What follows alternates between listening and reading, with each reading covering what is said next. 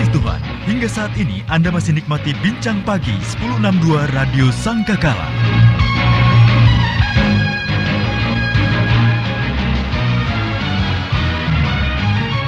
Sebelum 62 The Voice of Love, kekasih Tuhan masih melanjutkan kebersamaan kita dalam program Bincang Pagi bersama dengan Pendeta Rio Patiselano. Dan kami sebenarnya tadi saya dikasih catatan itu bukan itu topiknya. Tapi memang ini real ya yang dialami oleh Pak Rio dan teman-teman dekat beliau yang memang mengalami cukup dekat. Tadi kami di off air juga banyak cerita tentang bagaimana harus struggle membawa orang yang tur dari Israel harus keluar dari Israel ya, dan itu dari bikin Tabah border ke Mesir. Itu bikin spot jantung. Saya yang dengar ceritanya aja deg-degan. Itu kalau difilmkan mungkin seperti film yang spot jantung gitu ya. Jadi kita tuh sampai bilang, adik saya tuh sampai bilang, dan saya pun juga akhirnya bilang sepakat bahwa itu seperti kita lagi keluar dari war zone. Jadi base yang keluar menuju ke Tabah border itu nggak ada yang pelan-pelan gitu, enggak. Itu semua. Gaspol semuanya. Karena seperti kayak dikejar-kejar sama wabah gitu. Jadi sesegera mungkin pergi. Kenapa? Mungkin itu seperti waktu bangsa Israel menyeberang Laut Tebero kali ya. Karena pada saat itu kita dibayang-bayangi border Tabah ini tutup. Oke. Nah, kalau dia tutup selesai. Nggak bisa kemana-mana. Nggak bisa kemana-mana, self karantin. Sekali lagi self karantin. Itu siapa yang nanggung? Yang nanggung siapa? Yang nanggung kita. Bisa berdarah-darah ya. Makanya akhirnya kita harus keluar semuanya ke sana, dan puji Tuhan grup kami keluarnya early banget, sehingga sampai di hotel early juga. Dan pada saat itu akhirnya saya mendampingi adik saya sampai jam 3 pagi karena selisihnya kan 5 jam. Jadi jam 10 adik saya WA, "Kak, saya sudah di bis bersama dengan semua peserta. Kita sekarang mau menuju ke hotel. Kakak tidur." Akhirnya baru saya bisa tidur jam 3 pagi. Padahal dari pagi sama Wahyu ikut seminar. Tapi sekitar jam 3 sore persis tanggal 14 nih. Jadi persis ya. Jadi jam 3 sore itu betul-betul stresnya luar biasa. Karena sudah nggak bisa fokus, badan ada di seminar tapi sudah otak ini udah di Israel, udah di kantor, harus memutuskan saat itu. Tapi puji Tuhan, karena pertolongan Tuhan, akhirnya grup semuanya terselamatkan, grup tetap bersuka cita, peserta semua happy karena hari tidak molor, tetap on schedule, dan puji Tuhan waktu kita tapi mereka tahu nggak kondisi itu? Tahu ya? Kita harus sampaikan, dan puji Tuhan juga ketika mereka keluar dari Israel dan kita waktu itu memutuskannya di right time, sehingga akhirnya kita bisa reroute pesawat kita dari Amman. Tadinya kan mau pulang dari Amman, akhirnya jadi pulang dari Kairo. Kita reroute dan puji Tuhan akhirnya bisa. Karena kembali lagi yang keluar banyak, pesawat cuma satu. Karena kita sudah memutuskan keluar, akhirnya kita dapat seat. Ini bukan model kereta yang kalau penumpang tambah bisa tambah gerbong. Kan nggak bisa. Tambah seat. Dan jumlah pesawat mungkin juga nggak sebanyak yang dipikirkan ya. Iya, karena kan reroute. Betul. Jadi nggak bisa nambah 100 seat tapi di luar pesawat, kan nggak bisa. Iya kan, nggak mungkin. Jadi ya akhirnya puji Tuhan kita bisa on time semuanya. Malah masih bisa ke Dubai, masih bisa. Dubai belum tutup ya waktu itu ya? Belum ya. Dan puji Tuhan waktu kita keluar semua, kita sudah tiba di Indonesia, akhirnya mereka satu persatu lockdown begitu. Jadi ya kita melihat bahwa pertolongan Tuhan ya yang luar biasa. Tapi sekali lagi begitu sampai di rumah Kita pikir pekerjaan udah selesai. Ternyata pekerjaan masih bertambah. Oh. Jawabin WA. Karena data yang tadi untuk KBRI itu kan bocor jadi kemana-mana. viral kemana-mana. Okay. Dan ada nama perusahaan kita. Nah, akhirnya kita jadi mesti menjelaskan satu-satu. Akhirnya kita buat. Nggak bikin konferensi pers? Jadi kita buat keterangan, buat WA. Jadi istri saya buat penjelasan gitu. Saya lihat, oke, setelah confirm udah. Jadi istri saya langsung blast dan ketika ada yang nanya ya jawabannya itu gitu. Daripada kita jelasin satu persatu, waduh nggak keburu. Tapi inilah situasi yang ada, bahwa kemudian kita harus injak bumi. Kita harus berani berkata, ya saya kena dampak, tapi bukan berarti saya kemudian menyerah. Saya kena pengaruh, saya tidak takut untuk mengatakan itu, tapi bukan berarti kemudian saya kalah. Ya, saya harus WFH, harus meminimize operation, karena otomatis lagi kayak berhenti semuanya, stop semuanya. Tapi saya harus tetap berkata Tuhan Yesus tetap baik. Amin. Dan saya harus tetap berkata Tuhan Yesus tetap memelihara. Amin. Itu memang yang harus kita tanamkan di pikiran kita, hati kita ya. Iya. Ya. Oke. Karena kalau enggak, ya kembali lagi yang saya bilang, yang selalu saya khotbahkan juga. Tubuh ini kan selalu mengeluarkan dua zat. Endorfin, adrenalin. Waktu kita kacau, stres, takut, khawatir, bimbang, sedih dan sebagainya, itu yang keluar adrenalin. Nah, kalau yang sudah keluar adrenalin itu ada nama depannya noradrenalin. Itu sifatnya menghancurkan, membunuh dan sebagainya. Tapi kalau endorfin yang keluar, ya meremajakan, happy. Makanya wajah tetap kelihatan tetap muda, gitu ya. Glowing. Pak, tadi di awal juga sempat Pak Rio katakan bahwa sebenarnya wabah ini memang benar terjadi, faktanya seperti ini. Tetapi yang membunuh sebenarnya adalah ketakutan kita, kekhawatiran kita, begitu. Nah, kalau dari cerita Pak Rio sendiri mengalami masa-masa di mana harus sport jantung waktu itu, kemudian sekarang ini harus benar-benar mundur jauh ke belakang, diam gitu ya. Ada banyak orang yang di tengah-tengah situasi seperti ini work from home atau bahkan dirumahkan mungkin. Kalau work from home masih oke, Pak, masih ada kerjaan, masih ada penghasilan. Tapi hari ini kan ada banyak orang yang terkena dampaknya, tidak ada pemasukan sama sekali, harus diam di rumah, dan itu bikin takut, bikin stres, apalagi kalau ada anak kecil yang harus diberi makan. Nah, bagaimana Pak Rio menyikapi situasi hari-hari ini ketika itu diolah oleh kekasih Tuhan? Ya, jadi ini harus di-clearkan dulu bahwa tadi kan Wahyu bilang kalau WFH masih aman. Yang aman tuh staff saya. Bosnya nggak aman ya? Ini harus clear dulu, Wahyu. Ini harus clear dulu, Wahyu. Jadi, staffnya yang aman ya? Staffnya aman, Wahyu. Nah, tapi kami enggak, Wahyu. Saya harus berani bilang bahwa situasi saya hari ini bleeding. Mungkin nggak tahu ada kalimat yang lebih parah dari itu nggak. Saya nggak tahu apa namanya. Kritis. Ya, artinya no income at all. Ya, artinya gini, bahwa ketika dunia pariwisata itu berhenti, ya otomatis tidak ada pemasukan sama sekali. Nah, artinya bahwa staff saya memang oke lah, dia masih dapat walaupun nggak seperti dia kalau bekerja di kantor, tapi kan tetap dapat. Nah, saya yang harus mengcover mereka. Sementara saya sudah tidak ada lagi pemasukan.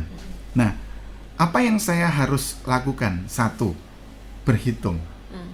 Pasti. Berhitung ini artinya begini. Saya harus melihat COVID ini sampai kapan? Paling Kemudian nggak bisa memprediksi ya Iya. sampai kapan. jadi Jadi prediksinya sampai kapan? Bapak bikin perhitungannya sampai kapan ini? ya, jadi gini. Data kalau dari apa Data. yang saya research Iya, sekali lagi ini versi Rio Ya, Patislano. ya. Dan beliau memutuskan selalu by data. Ya, Ya. ya, saya make decision by data. Itu klimaksnya, jadi COVID ini akan kurva tingginya itu Mei. Mei minggu pertama, itu minggu pertama, minggu kedua, itu dia akan sampai klimaksnya. Dang! Sudah. Habis itu kemudian dia Turun. kurva turun. Oke. Nah, masalahnya ketika kurva turun, pertanyaannya adalah apakah perekonomian akan kembali bergeliat? Ya. Kan gitu pertanyaannya. Itu yang jadi problem berikutnya Iya. ya. Nah, kembali lagi juga orang akhirnya kan akan berpikir bahwa untuk traveling, Mikir dulu. kalau bukan mendesak, mungkin mereka akan menunda dulu. Nah, berarti kan dunia pariwisata masih belum begitu Stabil. cover up, masih ya sudah mulai, oh sudah turun nih, gitu kan. Tapi kan belum pulih gitu ibaratnya. Saya melihatnya orang mulai berangsur-angsur berani melangkah dan sebagainya itu antara Juni Juli. Pak, ada nggak worst condition? Ada. November. Wow. Jadi Itu worst ya. Itu Paling worst. terburuk dah. ya Paling terburuk, prediksi terburuk ya. worst. Tapi kembali lagi saya sangat melihat kalau saya mempelajari grafik, saya mempelajari dinamika, saya mempelajari dunia dan sebagainya, ya itu di Mei mediocre-nya itu pulihnya itu kurang lebih di Juni Juli. Terus loh Pak, tapi kok ada November? Sekali lagi saya harus sampaikan, hari gini jangan kasih PHP. Ya. Stop memberi PHP. Pemberi harapan palsu. Ya, memberi harapan palsu. Dan hari ini jangan ngawang. Nah, maksudnya jangan ngawang tuh gimana? Hari gini tuh harus kita nginjak bumi. Artinya gini, kita Realistis ya? Realistis. Kita harus percaya Tuhan memelihara kita. Amin. Nah, bagaimana dengan situasi orang yang no income at all? Nah, Ini salah satunya. saya salah satunya. Tapi kembali lagi, buat perhitungan. Kan tidak mungkin kita tidak ada tabungan sama sekali. Kalau kita nggak ada tabungan, berarti ya, mohon maaf, ada dua hal yang kita harus tanyakan. Tidak punya tabungan tuh karena kita tidak memanage dengan baik, ya kan? Atau yang kedua, ya memang tidak punya kelebihan untuk ditabung. Kalau tidak Kayaknya punya, yang kedua tuh lebih banyak, Pak. nah, kalau tidak punya kelebihan untuk ditabung, maka belajar dari situasi Ruth. Dalam khotbah saya tentang Ruth, kita lihat Ruth sama Naomi waktu kembali ke Bethlehem, itu mereka Minus ya. Nggak punya apa-apa. nggak punya apa-apa. Mereka have nothing, nggak ada sama sekali. Ya. Tapi yang kita bisa belajar dari Ruth, satu, Ruth itu selalu melakukan yang terbaik, tetap melakukan yang terbaik. Jadi pada saat itu, ketika ada situasi yang begitu luar biasa, kemudian Naomi sebagai orang tua harusnya bisa dia yang kerja. Tapi teladan Ruth ini luar biasa. Ruth bilang sama Naomi, udah nggak usah kerja, gua aja yang kerja. Dah, tapi kerja di mana? Tolong kasih tahu nih. Saya mau bekerja. Nah, si Naomi akhirnya bilang itu ada Saudara kita tuh. saudara ponakannya suami saya, ponakannya papamu, papa mertuamu, itu punya ladang. Ladang Boas, udah namanya Boas, udah kamu pergi ke ladang sana. Nah, Ruth pergi ke sana. Nah, waktu Ruth pergi ke sana dan kemudian akhirnya dia bekerjanya Ruth ini itu tidak di layer terbaik loh. Dia ngambil yang sisa-sisa ya. Dia itu memungut jelai. Ya. Memungut jelai itu tidak ada dalam struktur perusahaan, Wahyu. Kita bicara di kantor. Iya. Kita bicara kantor, ada direktur, ada direksi, ada manajer, ada supervisor, ada kepala-kepala dan sebagainya. Oke, ini di kantor, ada paling bawah administrasi, udah. Nah, kemudian di field, di lapangan, di ladang. Siapa paling tinggi di ladang? Mandor. Ya, atau supervisornya di ladang, mandor ini kan. Mandor paling nggak adalah ya pegawai yang nggak di panas-panas di gedung, mungkin 1-2 yang bagian administrasi. Nah, habis itu layer berikutnya ya penyabit yang nyabit. Ini level layer paling bawah, nggak ada lagi layer bawahnya lagi. Karena apa? Coba kalau Wahyu lihat orang yang menuai padi, ya satu orang itu artinya apa? Dia pegang berkas, jerak. Berkas ini atasnya itu layer itu bulir-bulir kan. Nah, kemudian dia tebas. Jas. Selesai. Dia angkat Gak ini. ada apa-apa lagi. Udah dia taruh di keranjang. Selesai, dia ambil lagi berkas, dia potong dia taruh lagi. Nah, tapi pada saat itu diadakan job desk baru. Bahkan bos nyuruh penyabitnya jangan dibersihin, sengajain dia cek gini supaya ada yang jatuh. Ini diambil sama Ruth. Bayangkan itu sudah nggak ada di layer struktur perusahaan dan itu diada-adakan. Tapi Ruth lihat pujian yang diberikan oleh bujangnya, testimoni kepada Boas. Dia bekerja dari pagi sampai saat ini tidak berhenti sama sekali, bahkan istirahat minum pun tidak. Itu di Rut pasal 2. Bayangkan. Nah, artinya apa? Dalam situasi buruk, bahkan terburuk sekalipun, Rut tetap melakukan yang terbaik. Dia nggak kemudian mengeluh. Jadi dalam situasi seperti ini saya mengajak kekasih Tuhan. Saya juga orang yang terdampak. Saya juga hari ini harus berani berkata no income karena pariwisata seperti ini. Pengeluaran tetap jalan. Tapi saya sangat percaya Tuhan Yesus memelihara saya. Amin. Tuhan Yesus tetap baik. Amin. Dan satu lagi, saya tetap mengajarkan kepada keluarga tetap melakukan yang terbaik. Artinya apa? Tidak boleh mengasihani diri. Self pity itu buang. Ya. Self pity itu dosa loh. Iya, spirit of self pity. Jadi roh mengasihani diri itu buang. Bukan mengasihi diri loh. Iya, mengasihani diri. Nelongso. Iya.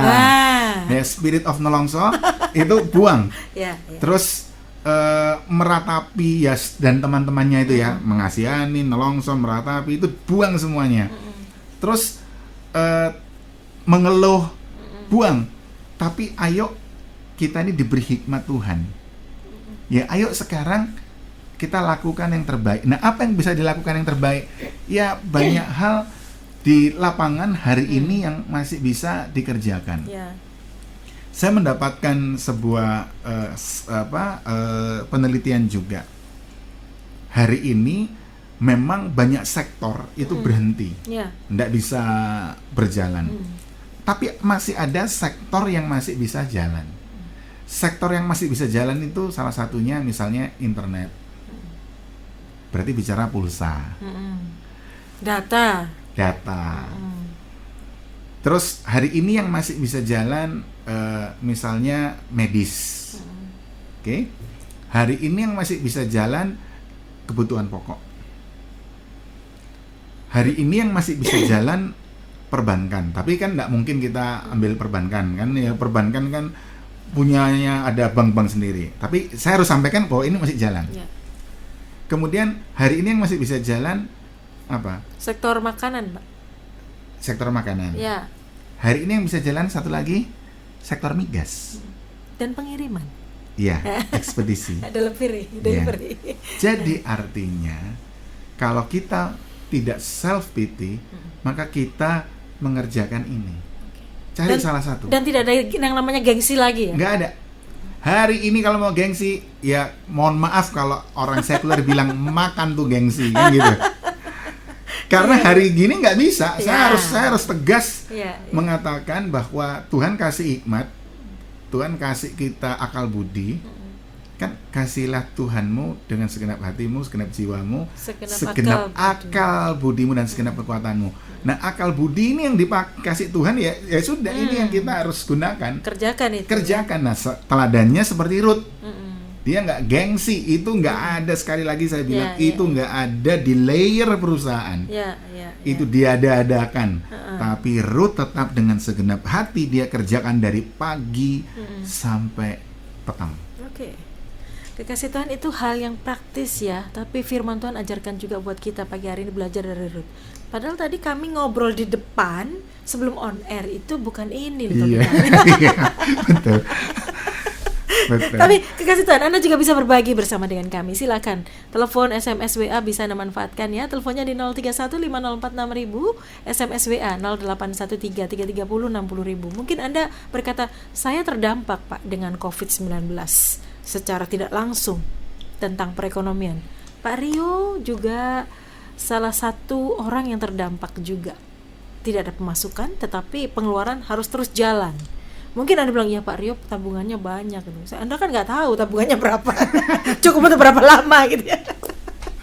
Sedangkan yang dihidupi banyak ya, karyawan. Saya nggak tega. Pak. Jadi teman-teman saya itu sampai menyampaikan kepada saya via media sosial WA itu, Pak udah rumahkan saja. Sebentar, maksudnya rumahkan saja itu bagaimana? Unpaid leave.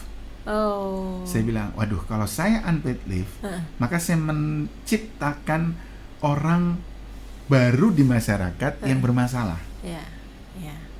Jadi saya tidak boleh menjadi orang yang menyumbangkan permasalahan di masyarakat. Kalau saya unpaid leave, saya menciptakan persoalan baru di masyarakat. Istilahnya karyawannya nggak usah dibayar Pak, dirumahkan aja. Itu unpaid leave itu artinya dia tetap terikat kerja dengan kita, tapi nggak dibayar karena situasi ini. Dan jujur, 80% perusahaan melakukan yang hari ini terdampak melakukan itu semua dan fine. Itu dilindungi undang-undang dan itu aman, pemerintah pun juga mengokekan, tidak ada yang bisa melawan atau menyanggah karena kondisi memang seperti itu. Oke. Kekasih Tuhan, saya tidak tahu, mungkin Anda adalah salah satu orang yang mengalami hal itu. Anda bisa berbagi bersama dengan kami. Mungkin ada kegelisahan, ada kekhawatiran, ada ketakutan. Anda bisa share itu kepada kami, atau Anda bisa bersaksi menguatkan yang sedang mendengarkan pagi hari ini. Kenapa radio ini tetap ada sampai hari ini? Fungsinya salah satunya untuk saling menguatkan, dan Anda bisa ambil bagian di dalamnya juga. Silahkan, Anda bisa hubungi kami, telepon, SMS, WA. Kami kembali ke ruang dengar Anda sesaat lagi.